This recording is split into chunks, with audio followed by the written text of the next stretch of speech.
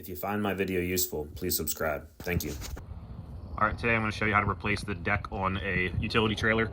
So these boards are pretty old and they need to be replaced. So first things first, you'll see all these bolts here that are holding in these old boards. So we're going to get underneath here and undo all these bolts, all right? And then we'll start taking out this old wood.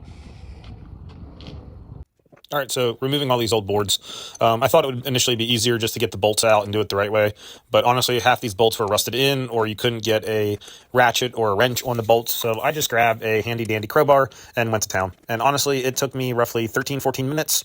Obviously, this is sped up, but it was not that bad. I highly recommend doing it this way. And then once you get all the boards out, like you'll see here, just watch the next part of my video. And I show you that I either used a ratchet and a wrench and got the old bolts out, or I literally just took a grinder and cut the old bolts off and ground them flat. I think that was honestly the easiest way to do it. So watch the next step and I'll show you how to put the boards in. I think the most difficult part of this task is getting the new boards in, and I'll show you the trick for how to make the new boards fit in this style trailer. All right, so next is going to be getting all these bolts out of this frame. Like every single one of these old bolts need to come out. So whether you need to cut them out with a grinder or use a ratchet and a wrench, get all these bolts out and clean this up. All right, so a few hours have passed. Sorry, it got dark, but basically I got all the old bolts off and I grounded them flat, or I took them out entirely. And then I actually took the trailer to a car wash and pressure washed to get all the nasty old rust off, and used a scraper to get all the old rust off, and then bought Rust-Oleum black gloss spray paint and just basically spray painted the frame that was not previously painted nice and black. So now we're gonna go ahead and put our boards in.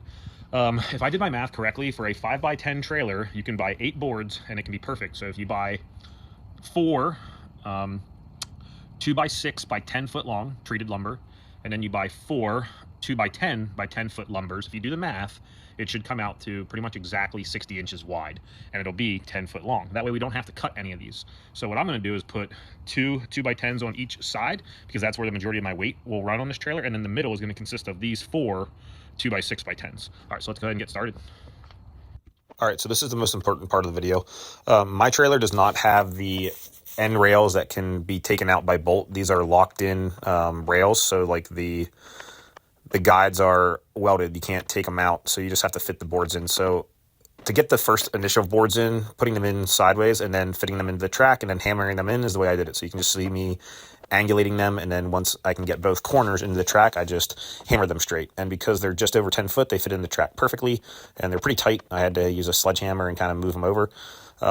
What you really want to watch is whenever I get down to like the last 2 boards, essentially, because I'm not able to angle them in. Even this one, you can see I stepped on the corner. I got the angle of the corner down. Same here. I step on the corner. I get that one angle in, hammer it down. But this next one is where the skill really changes. All right, so pay attention. What I do here, I get the board lined up, and then I will actually go get a 4x4 and then another 1x4, and I stack them underneath the board on top of one of the metal T-rails that goes across. So you'll see here, I put that 4x4 under the board on the metal rail, and it allows me to bend the board down, increasing its length, and I'll be able to basically fit the edge of the board into that track right here. So there, it lines up with the track, and then what I do is I keep my weight on the board so it stays lined up with the track, and then I hammer that 4x4 and that 1x4 out from underneath, and then boom, it pops into the track. So that's how you do that. And then unfortunately, the next board that I went to fit in was roughly a 1/2 inch too long, so I need to rip that board about a 1/2 inch off. So, all right, so we ripped this final board here to the right width to leave a little bit of room in between all the boards when we're done. And you lodge it into the far end, and obviously it's still too long to tuck under here, because the whole point is that it's long enough to tuck under both. So that's when you're going to use your block and possibly another piece of wood, and you're going to bend it and curve it down into there. So you want to lift this up. You want to get this block under it at this frame point right here, and put another block there as needed.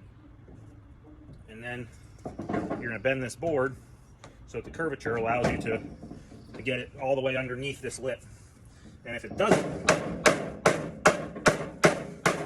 then you either need to hammer the board in further this way or get a taller lift. All right, your job is to put your foot right here. So jump up here. Okay. Oh, yeah, stand there in the corner. And then just put your foot on here. Okay. And keep it down all the way. Yep, just like that. So at the edge. So she's just standing here to keep her foot down so that this lip is under the edge. It needs to stay under there. And I'm just going to hammer this out of the way.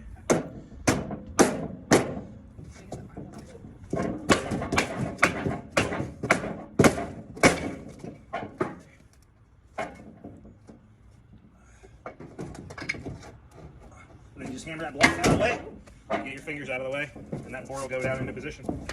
Now we can spread these boards out evenly, and we can bolt them down. So I'll show you that step. All right, so now all boards are in, so we're going to secure them. So those angle iron pieces go all the way across. So you need to identify where those are at. I use a tape measure, ran it straight across, and I put dots in the middle of each board. That way I can drill a hole all the way down through the angle iron, through the board, and then we'll go ahead and put fasteners in. The way I'm going to do it is I'm going to countersink it, so I'll show you that whenever I'm done, okay? All right, so the way that I'm securing these down is I actually took a 1.5 inch Forstner bit and I countersunk it about the height of the head of a bolt. So right around 1/4 inch to a little over 1/4 inch, I countersunk all these 1.5 inch Forstner bit holes. And then I drilled a 3/8, just a little bit oversized of a 3/8 hole down through the metal frame, all right? And the point of that is so that I can take a 1.5 inch flat washer on a stainless steel bolt, push that down through here, have it go down through the frame. And once I tap that in, it's now flush with the wood. The reason that's nice is it's going to hold that wood down well. It's not going to sink down into the wood and lose the head of the bolt. And this is never going to be able to pull up despite this starting to rot someday, because now it has a nice flat washer. Also, whenever you need to replace your deck again in a decade, now you'll actually be able to easily remove this bolt and then nut on the underside, because other people will let this bolt countersink into the wood and then you can't remove them and you have to cut them out. So this is the most productive way that I've found. All right, so this is just showing you the Forstner bit. This is a 1.5 inch Forstner bit, and then you're going to mark kind of right in the middle of where you know that metal bar is going. And then your goal is to countersink this about a little over 1/4 inch. So let that get started.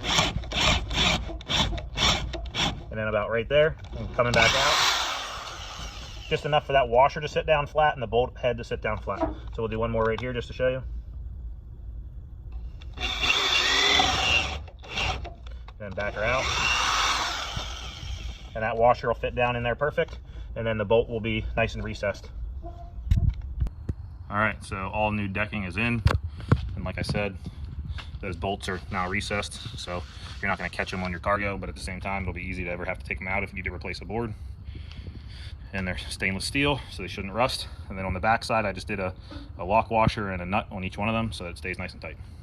All right, hopefully you like this and will subscribe. If you find my video useful, please subscribe. Thank you.